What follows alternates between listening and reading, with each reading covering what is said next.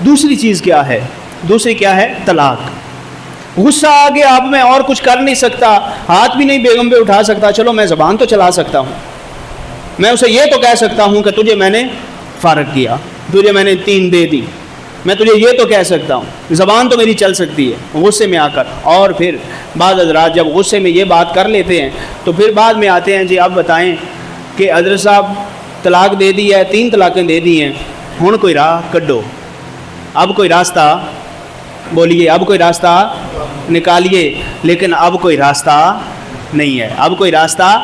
جو بندہ 3 طلاقیں دے دے کہ تجھے طلاق ہے، تجھے طلاق ہے، تجھے طلاق ہے، جو اس طرح بول دے تو اس بندے کے لیے باقی کوئی رستہ بچا نہیں ہے۔ یہ مسئلہ ذہن میں رکھ لیں، یہ بڑا ہی آسان مسئلہ ہے۔ جس نے جس حال میں بھی طلاق، خواہ نشے دی حالت اس طلاق دے، اس بندے دی طلاق ہو جائے گی۔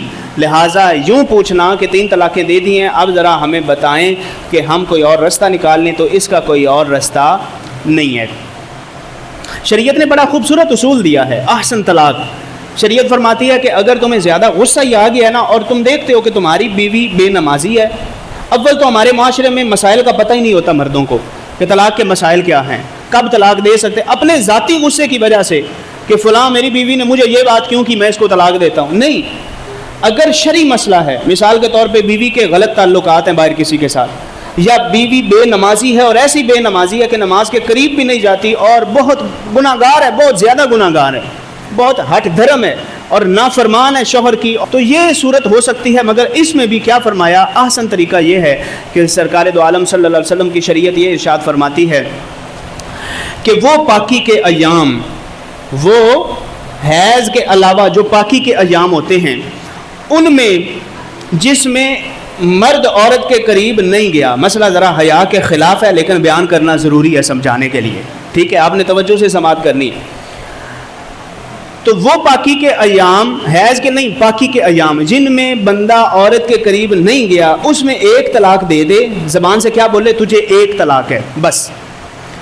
اس کے بعد 3 حیض گزرنے دے، مدت پوری ہوگی طلاق کی تو وہ خود بخود نکاح سے باہر نکل جائے گی، وہ خود بخود، اب 3 بار بولنے کی ضرورت بھی نہیں ہے، وہ خود بخود باہر نکل جائے گی، اب نکاح ٹوٹ جائے گا، اب عورت آگے نیا نکاح کر سکتی ہے۔ اس کا فائدہ کیا ہوگا؟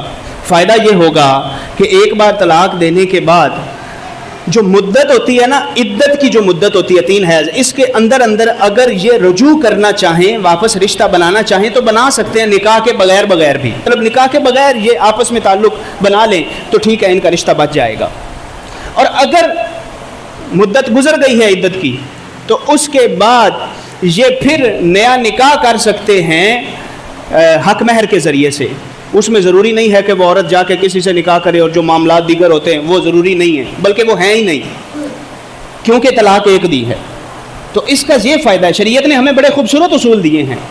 تو نکاح سے پہلے ان مسائل کا پتہ ہونا بڑا ضروری ہے کہ طلاق ٹھیک ہے، زندگی کے معاملات نیچے اوپر ہوتے رہتے ہیں، غصہ آ گیا، مگر طریقہ بھی ہوتا ہے ہر چیز کا۔ اس کو کہتے ہیں طلاق احسن، ایک ہوتی ہے طلاق حسن، ایک ہوتی ہے طلاق بدعی۔ تو طلاق احسن یہ ہے، سب سے خوبصورت طلاق یہ ہے کہ تم ایک بار طلاق دے دو، 1 لفظ بول دو، 3 لفظ نہیں، 1 لفظ بولو، اور اس کے بعد مدت گزرنے دو، مدت کے اندر اگر واپس لوٹنا ہے تو بغیر نکاح کے لوٹ جاؤ گے، اور اگر مدت گزر گئی تو بعد میں تم چاہو تو اس کے ساتھ دوبارہ نکاح کر سکتے ہو، نئے حق مہر کے ساتھ اس کے ساتھ نکاح ہو سکتا ہے۔ لیکن جب دوبارہ نکاح ہوگا تو پھر پیچھے 2 طلاقیں بچی ہوں گی، نئے نکاح کے بعد کتنی طلاقیں بچی ہوں گی؟ 2 طلاقیں۔ اب اگر اس نکاح کے اندر وہ 2 طلاقیں دے دیتا ہے تو یہ پچھلی 1 ملا کے 3 طلاقیں ہو جائیں گی۔ مسئلہ کچھ سمجھ آ گیا؟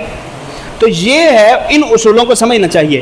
اب یہاں پہ ایک حدیث پاک سماعت کیجیے، ترمذی کی ایک حدیث ہے 1187، حضرت ثوبان رضی اللہ تعالی عنہ ارشاد فرماتے ہیں، حضور فرماتے ہیں، ایما امرأۃ سألت زوجہا طلاقہا من غیر ما بأس، اگر کسی عورت نے بغیر کسی وجہ کے ذاتی غصے کی بنا پر اپنے شوہر سے طلاق کا مطالبہ کر دیا، اچھا بلا رشتہ چل رہا ہے، چھوٹا سا کوئی معاملہ بنا گھر میں، شوہر باہر سے آیا تھا، گھر میں آ کے اس نے کوئی بات کر دی، ہو سکتا ہے وہ باہر کوئی اس کی زبان سے اونچ نیچ ہو گئی ہو کسی کے ساتھ، غصہ آیا ہوا ہے، آ کے گھر میں کوئی بات کر دی ہے، تو اب عورت سامنے سے کہے کہ تو میں نے طلاق دے، تو میں نے گل کی کیوں؟ میری انانیت پر حرف آیا ہے، میری عزت پر حرف آیا ہے۔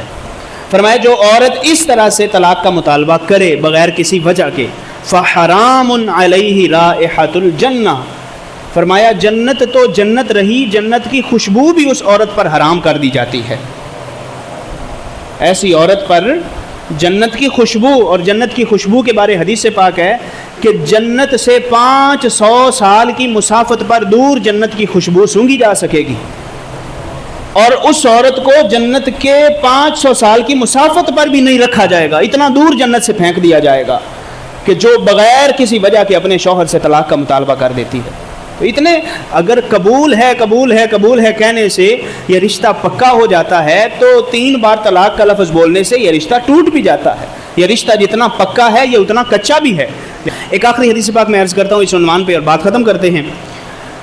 صحیح مسلم کی حدیث ہے 7106، حضرت جابر بن عبداللہ رضی اللہ تعالی عنہ آپ ارشاد فرماتے ہیں کہ حضور نے ارشاد فرمایا ان ابلیس یضع عرشہ علی الماء، کہ جو شیطان ہے نا، ابلیس، شیطانوں کا گرو ابلیس، یہ اپنے تخت کو بچھاتا ہے پانی پر، ثم یبعث سرایاہ، پھر اپنی فوجیں بھیجتا ہے دنیا میں شیطانیوں کے لیے، لوگوں کے معاملات خراب کروانے کے لیے اپنی فوجوں کو بھیجتا ہے۔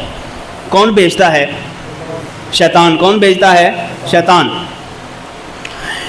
اچھا، پھر جس کو شیطان کا جتنا قرب حاصل ہوتا ہے نا، جو شیطان کا زیادہ قریبی فوجی ہوتا ہے شیطان کا، وہ اتنا ہی بڑا فتنہ برپا کرتا ہے معاشرے کے اندر۔